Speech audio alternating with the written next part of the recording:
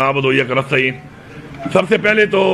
Party میں جو آج ہماری یہ میٹنگ ہوئی ہے تو ایک تو یہ میسج ہے ایک ہمارا یونٹی کا کہ اگر یہ ہمارے مخالفین یہ سمجھتے ہیں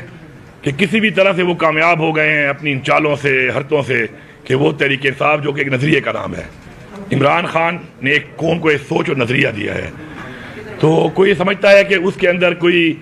کسی طرح کی دراڑ پیدا کرے گا تو وہ ان کی خام خیالی ہے اور بھول ہے۔ انشاءاللہ ہم متحد ہیں اور جب تک ہم حقیقی آزادی کا مقصد حاصل نہیں کر لیتے تب تک ہم متحد ہو کر انشاءاللہ اس تحریک کے لیے اپنا تن من دھن جو لگا رہے ہیں انشاءاللہ لگاتے رہیں گے۔ یہاں پر جو فسطائیت اور جو جبر تحریک انصاف کے ساتھ کیا گیا ہے اور جو 9 مئی سے ایک انہوں نے ڈرامہ شروع کیا، تو میں پہلے بھی فلور آف داؤد بتا چکا ہوں، آپ کے سامنے دوبارہ بتانا چاہتا ہوں کہ میں 9 مئی سے پہلے گرفتار ہوا تھا، آپ سب کو پتا ہے۔ تو یہ جو کہتے ہیں کہ جی 9 مئی ہوا تھا اور 9 مئی میں چونکہ ہم نے کوئی ایسی لائن کراس کی کہ جو پتہ نہیں کوئی بہت مقدس چیز تھی اور اس کی وجہ سے جو کوئی بات ہے، تو ایسا بالکل نہیں ہے۔ میں 9 مئی سے پہلے گرفتار ہوا تھا اور نفرت جو ہے عمران خان کے خلاف تحریک انصاف کو ختم کرنے کی سازش اس وقت سے شروع تھی، کیونکہ جب مجھے اٹھایا گیا تو مجھ سے عمران خان کے خلاف ہی بیان دینے کے لیے ٹارچر کیا گیا اور مجھے اس کے اوپر اتنے پورے پاکستان کے چکر لگوائے گئے کہ آپ عمران خان کے خلاف بیان دیں، آپ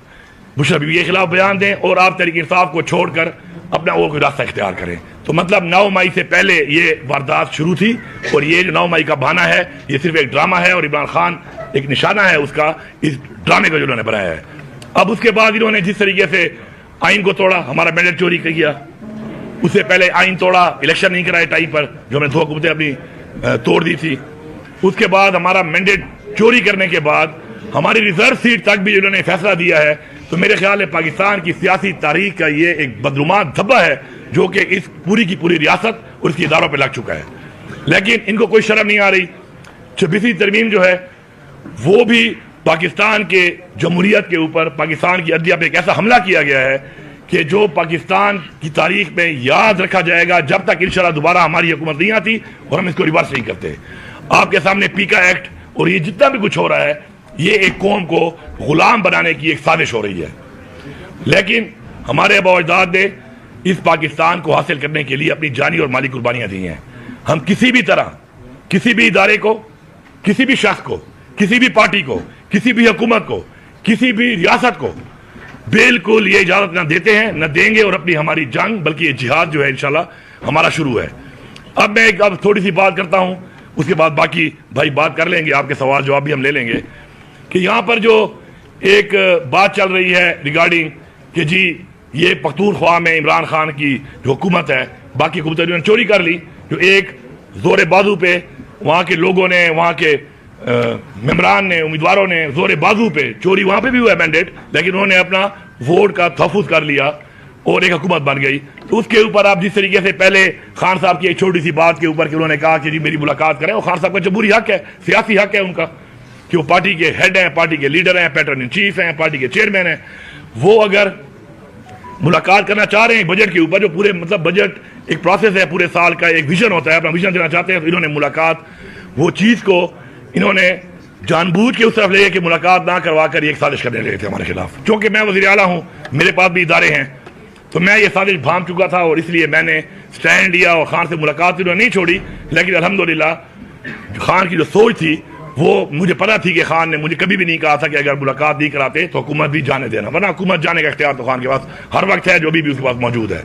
تو اس پہ ہمارے اوپر ایک تنقید بھی ہوئی، بات چیت بھی ہوئی، پلانٹیڈ بات چیت ہوئی، باقاعدہ ایک لابنگ کی گئی ہمارے خلاف، لیکن مجھے فخر ہے اپنی پارٹی کی لیڈرشپ کے اوپر، اپنے پارلیمنٹیرینز کے اوپر کہ انہوں نے عمران خان کی سوچ کی صحیح عکاسی کی اور صحیح فیصلہ کیا، اور اس کے بعد جب بجٹ کے بعد ملاقات ہوئی تو ثابت ہو گیا کہ عمران خان کسی بھی صورت میں اپنے اس حکومت کو نہیں ابھی تک چھوڑنا چاہ رہے تھے یا کسی کے ہاتھوں توڑوانا چاہ رہے تھے۔ باقی اختیار اب ان کے پاس ہے، آپشن ان کے پاس ہے، حکومت بھی ان کے پاس ہے۔ میں ایک واضح پیغام دیتا ہوں، جتنی بھی یہ ریاست ہے، اس کے ادارے ہیں، میں کھلا چیلنج دے رہا ہوں آپ کو، کھلا چیلنج کہ جتنا زور آپ نے لگانا ہے لگا لو، اب آپ کو لگانا پڑے گا۔ سازش کے تحت تو آپ نہیں کر سکے، اب آپ کے پاس ایک ہی طریقہ بچا ہے، وہ ہے آئینی طریقے سے، تو آپ یہ گرا نہیں سکتے۔ میں چیلنج دے رہا ہوں آپ کو، غیر آئینی طریقے سے تو آپ نے مارشل لا بھی لگائے ہیں اس ملک میں، بار بار لگائے ہیں، آپ نے اس ملک میں گورنر راج بھی لگانا ہے، وہ بھی غیر آئینی کام ہے، آپ لگا لو۔